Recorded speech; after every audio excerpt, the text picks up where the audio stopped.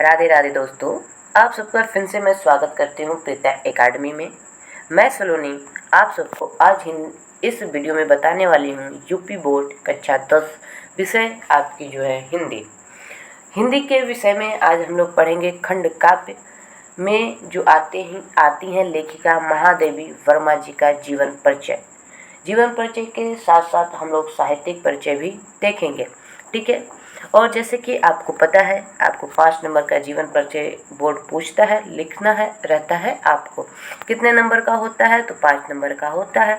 तो ये हम लोग का कवि सीरीज चल रहा है और ये 7वां पार्ट है, ठीक। कौन सा पार्ट है? 7वां। तो आप बात को समझ गए होंगे कि इस वीडियो को देखना कितना इम्पोर्टेंट हो जाता है।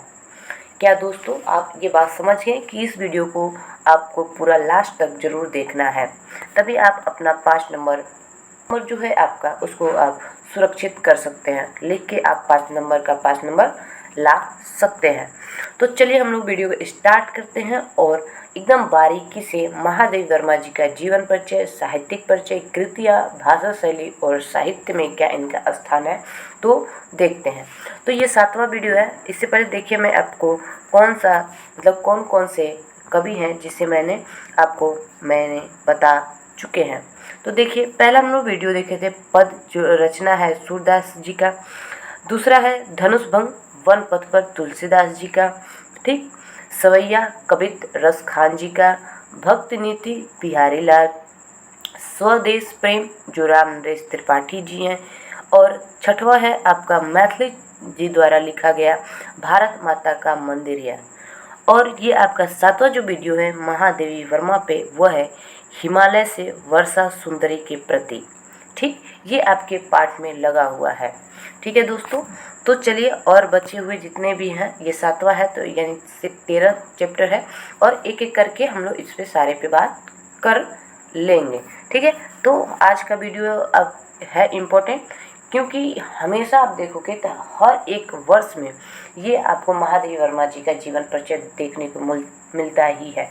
मैं तो आपको यही कहूँगी कि जितने भी 13 आपको याद करने के लिए मैं बोल रही हूँ, उसमें से आप महादेवी वर्मा का एकदम याद कर लीजिएगा। देखिए कब को पूछा, 25, 24, 23, 22, 20, 19 और ये 26 में भी पूछा गया था, ठीक। ये बहुत बहुत इम्पोर्टेंट है दोस्त, इसको ज़रूर आप याद कर सकते हैं, ठीक।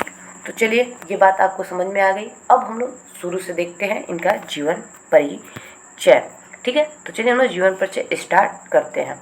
आप धैर्यता से बस इस वीडियो को देख लीजिएगा, एक बार देख लीजिएगा। जैसे एग्जाम आएगा उसको आप एग्जाम के पहले 2 बार इस वीडियो को देख लीजिएगा। 100% मैं कह रही हूँ, आप जीवन परिचय में अगर इनका आता है और आएगा ही तो आप 5 नंबर अपना ला सकते हैं, ठीक है। तो चलिए हम लोग स्टार्ट करते हैं। तो देखिए, जो महादेवी वर्मा जी हैं, इन्हें हिंदी साहित्य में आधुनिक मीरा के नाम से जाना भी जाता है। ये कवित्री जो हैं आपकी क्या है, आधुनिक मीरा के नाम से जाना जाता है, इन्हें प्रसिद्ध भी है। महादेवी वर्मा जी का जन्म कब होता है? तो 1907 में जन्म होता है। और कहाँ पे होता है? तो उत्तर प्रदेश के फर्रुखाबाद शहर में इनका जन्म होता है। तो आपको जो इम्पोर्टेंट है वो याद कर लेना है। तो महादेवी वर्मा का जन्म 1907 में होता है। और कहाँ पे होता है? तो उत्तर प्रदेश में। उत्तर प्रदेश के किस जिले में होता है? बोलिए किस जिले में होता है? तो फर्रुखाबाद जिले में होता है, ठीक। इतना बात आपको कंठस्थ हो गई होगी। अब आगे देखिए, तो इनके पिता कौन है? गोविंद सहाय वर्मा जी इनके पिता है, जो भागलपुर के एक कॉलेज में प्रधानाचार्य थे। यानी ये संपन्न परिवार से थी। इनके पिता से ही आप पता लगा सकते हैं, ठीक। इनकी माता कौन थी? तो हेम रानी इनकी साधारण कवित्री थी। क्या थी? कवित्री थी। इनकी माता क्या थी? कवित्री थी, साधारण कवित्री थी। कौन थी? तो हेम रानी, ओके, ठीक। एवं श्री कृष्ण में अटूट श्रद्धा रखती थी। किनकी? इनकी माँ, ठीक। इनके नाना जी को भी ब्रज भाषा में कविता करने की रुचि थी। यानी इनके माता और इनके नाना दोनों कविताएं लिखा करते थे। नाना एवं माता के गुणों का महादेवी पर गहरा प्रभाव पड़ा। कहा जाता है जैसा माहौल होता है व्यक्ति वैसा होता है। तो महादेवी वर्मा पे भी उनके माताजी और उनके पिताजी पे पूरा असर पड़ा है उन पे, और ये भी एक प्रसिद्ध कवित्री के रूप में जानी जाती है। और आगे देखिए, इनकी प्रारंभिक शिक्षा इंदौर में हुई और उच्च शिक्षा प्रयाग में हुई। प्रारंभिक शिक्षा कहाँ पे होती है? इंदौर में होती है। और उच्च शिक्षा कहाँ पे होती है? प्रयाग में होती है। और 9 वर्ष की अल्प आयु में इनका क्या होता है? विवाह हो जाता है। और किससे होता है? तो स्वरूप नारायण वर्मा से इनका 9 वर्ष के आयु में ही शादी कर दी जाती है। किंतु इन्हीं दिनों उनकी माता का स्वर्गवास हो गया, यानी जब इनकी शादी होती है तो इनकी माता का भी स्वर्गवास हो जाता है। ऐसी विकट स्थिति में भी उन्होंने अपना अध्ययन जारी रखा, यानी उन्होंने अपने आप से हार नहीं माना। अत्यंत परिश्रम के फलस्वरूप उन्होंने मैट्रिक से लेकर एमए तक की परीक्षा प्रथम श्रेणी में उत्तीर्ण की। कहाँ तक? अगर महादेवी वर्मा पढ़ी हैं तो एमए आपका पोस्ट ग्रेजुएशन की है, ठीक है, और बहुत परिश्रम से इन्होंने पढ़ाई की है। वर्ष 1933 में आप आगे देखोगे तो इन्होंने प्रयाग महिला विद्यापीठ में प्रधानाचार्य पद पर रही। कहाँ पर रही? 1933 में। ये प्रयागराज महिला एक विद्यापीठ है, उसमें ये प्रधानाचार्य रही हैं। इन्होंने लड़कियों की शिक्षा के लिए काफ़ी प्रयास किया, साथ ही नारी की स्वतंत्रता के लिए ये सदैव संघर्ष करती रही हैं। इनके जीवन में आप देखोगे तो आप पाओगे महात्मा गांधी और रविंद्रनाथ टैगोर का इन पर बहुत बड़ा प्रभाव पड़ा है, ठीक है। तो आप देखो, जैसे महात्मा गांधी हैं तथा कला साहित्य साधना पर कितना, रविंद्रनाथ यानी महात्मा गांधी और रविंद्रनाथ टैगोर पर इनके जीवन पे बहुत बहुत बहुत बहुत प्रभाव पड़ा है, ठीक है। और इन्हें बहुत से पद्म भूषण से भी और मतलब सम्मान से भी सम्मानित किया गया है। तो ये देखिए कौन कौन से सम्मान से सम्मानित किया गया है, ठीक है दोस्तों। तो देखते हैं हम लोग सम्मान भी इन्हें कितना कौन कौन सा सम्मान मिला हुआ है।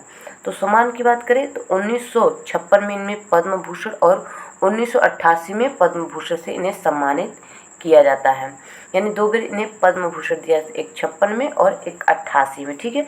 इन्हें शेक्सपियर क्या है, शेक्सपियर भी और तथा मंगल प्रसार पुरस्कार से भी सम्मानित किया जाता है।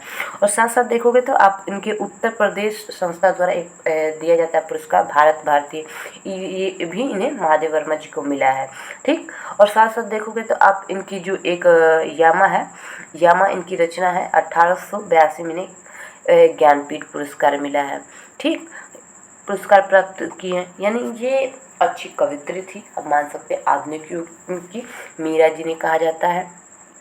तो देखिए 56 और 88 में इनमें पद्म भूषण मिलता है, और शेक्सपियर सम्मान, मंगला प्रसाद और भारत भारती और ज्ञानपीठ पुरस्कार से इन्हें सम्मानित किया जाता है, यानी इन्हें इतने सम्मान दिए जाते हैं, ठीक है। और देखिए लास्ट में, हाँ यहाँ पे थे, ठीक है, यहाँ पे देखिए। और इनका मृत्यु कब होता है तो 12 कब होता है, 11 सितंबर 1887 को इनके महान कवित्री पंचतत्व में मिल जाते हैं, यानी इनका 11 सितंबर 1987 में इनकी मृत्यु हो जाती है। ये इनके जीवन के बारे में था, ठीक। अब हम लोग साहित्यिक के बारे में बात करते हैं। इसमें आपको कुछ भी याद नहीं करना है, जन्म याद कर लेंगे, माता को बात समझ में ही में आ गया कि माता इनकी माँ और इनके नाना अच्छे कवि और कवित्री थे, ठीक। उनका प्रभाव इनके जीवन पे पड़ा। इनके पिता एक कॉलेज प्रधानाचार्य थे, इनका जन्म कहाँ हुआ, यही सब आप बातों को थोड़ा सा कंठस्थ कर सकते हैं और अच्छा लिख सकते हैं, ठीक है। तो चलिए अब हम साहित्यिक परिचय पे बात करते हैं, ठीक है दोस्तों, ठीक है बच्चों। तो चलिए हम लोग साहित्यिक परिचय पे बात करते हैं। तो महादेवी वर्मा पे आप देखोगे तो साहित्य संगीत के अलावा वे चित्रकार में भी रुचि लेती थी। ये नहीं था कि वो बस साहित्य से लगी हुई थी, नहीं, वो संगीत और चित्रकार में भी रुचि रखती थी। इनकी क्या थी, जो भी रचनाएं थी चांद पत्रिका में प्रकाशित होती थी। ये स्वयं चांद पत्रिका की संपादिका भी रही। इनकी जितनी भी प्रथम रचनाएं थी वो क्या थी, चांद में प्रकाशित होती थी, साथ साथ वो कुछ समय के बाद उसकी संपादिका भी रही। ये जीवन पर्यटन प्रयाग में ही रहकर साहित्यिक साधना करती रही। आधुनिक काव्य में आप देखोगे तो साज श्रृंगार में इनका विस्मरणीय योगदान है, यानी ये अच्छा खासा रचना करती थी। बात समझ में आए। इनके काव्य में उपलब्धि, विरह, वेदना अपनी भावनात्मक गहनता के लिए अमूल्य मानी जाती हैं। ये बहुत अच्छी कवित्री और अच्छी रचनाकार हैं, ठीक। आगे आप देखोगे तो इनकी, जो मैंने आपको शुरू से बताया, तो आधुनिक क्या थी, आधुनिक युग की मीरा इन्हें कहा जाता था। और करुणा भावुकता उनके काव्य की पहचान ठीक, ये हो गया साहित्यिक। अब हम लोग देखते हैं कृतियाँ। क्या देखते हैं? कृतियाँ। कृतियाँ में क्या थी? कृतियाँ में इनकी बहुत अच्छी, यानी ये प्रसिद्ध है और अच्छी कृति भी इन्होंने लिखा है। तो कृति में आप देखोगे तो ये गद्य पद, यानी दोनों जो गद्य है पद है, हम लोग क्या इसमें देख रहे हैं? तो पद देख रहे हैं। ठीक, यानी ये दोनों गद्य और पद में रचनाएं की हैं। पद में आप देखो तो जो आपका लगा हुआ है, और गद्य में भी इनका है, जैसे परिवार हो गया, बहुत सारी रचना है। ठीक है, तो चलिए हम लोग रचना पे बात करते हैं। एक निहार है, रश्मि है, निर्जा है, शांति गीत और देवशिखा है, इनकी प्रमुख रचनाएं हैं। ठीक है, और भी अन्य रचनाएं हैं, देखिए वो भी कौन कौन से हैं। तो इनकी अन्य रचनाएं आप देखो, अतीत के चलचित्र, स्मृति की रेखाएं, श्रृंगार की कड़ियाँ, पथ के साथी, छंदरा, साहित्य कला की आस्था तथा अन्य निबंध। ठीक, संकल्पिता, मेरा परिवार, चिंतन के क्षण आदि प्रसिद्ध क्या है? ये गद्य रचनाएं। इसके अतिरिक्त आप देखोगे तो सप्पड़ यामा, जो इन्हें क्या दिया था? भारतीय साहित्य पुरस्कार से सम्मानित कराया था। और संधि नामक गीतों के सामूहिक प्रकाशित इन्होंने किया है। ठीक, भाषा शैली आप देखो तो महादेवी जी की भाषा शैली भी अच्छी थी। ठीक, उसमें भाषा शैली आप देखो तो भाषा शैली क्या थी? रुकिए एक मिनट। हाँ, देखिए भाषा शैली, महादेवी वर्मा जो है आपके अपने गीतों में स्मिक और सरल तत्सम प्रधान खड़ी बोली का प्रयोग इन्होंने किया है। इनकी रचनाओं में आप उपमा, रूपक, श्लेष, मानवीकरण आदि अलंकारों की छटा देखने को आपको मिलती है, यानी इन अलंकारों को भरपूर प्रयोग किए हैं। इन्होंने भावनात्मक शैली का प्रयोग किया है, जो संकेतिक या लक्षणिक थे। साथ साथ आप इनको शैली में देखो तो लक्षणता प्रयोग और व्यंजनाओं के प्रयोग का अस्पष्टता और दुहिता दिखाई देती है। यानी इनकी अलंकार की आप बात कर सकते हो, लक्षण ग्रंथ थे ये लिखा करती थी। इनकी भाषा आप देखो तो सरल था, तत्सम प्रधान खड़ी बोली का इन्होंने भरपूर प्रयोग किया है। ठीक, और साहित्य में आप स्थान देखो तो महादेवी वर्मा जी जो आप हैं कि कवित्री में नारी हृदय की कोमलता, सरलता का बड़ी ही मार्मिक चित्रण किया है। इनकी कविताएं संगीत की मधुरता से परिपूर्ण है। इनकी कविताओं में एकांकीपन की भी झलक देखने को मिलती है, यानी ये बहुत अधिकांश से अकेला ही रहती थी और अपनी रचनाओं में लीन रहा करती थी। आगे देखोगे तो आप हिंदी साहित्य में पद लेखन के साथ साथ अपने गद्य लेखन द्वारा हिंदी भाषा को सजाने संवारने में अर्थ गंभीरता प्रदान करने का जो प्रयत्न उन्होंने किया, यह प्रशंसा के योग्य है। हिंदी के रहस्यवादी कवित्री में इनका स्थान सर्वोपरि है। ये रहा आप सबके सामने महादेवी वर्मा जी का जीवन परिचय, साहित्यिक परिचय। ये छोटा सा है लेकिन आपको 5 नंबर दिलाने वाला है। ठीक है, आप मेरी बात को गौर जरूर करिएगा। इस वीडियो को अगर आप यहाँ तक देखे हैं तो एक बार मेरे कहने पे इस वीडियो को सेव कर लीजिएगा, और आप एग्ज़ाम के पहले बस एक बार और इस वीडियो को देख लीजिएगा, और देखिएगा आप ऐसे स्कोर करोगे जो आप अच्छा होगा। ठीक, क्योंकि ये हमेशा पूछा जाता है, महादेवी वर्मा जी का हमेशा ही पूछा जाने वाला जीवन परिचय। ठीक है, तो ये आपको वीडियो कैसा लगा कमेंट में ज़रूर बताइए।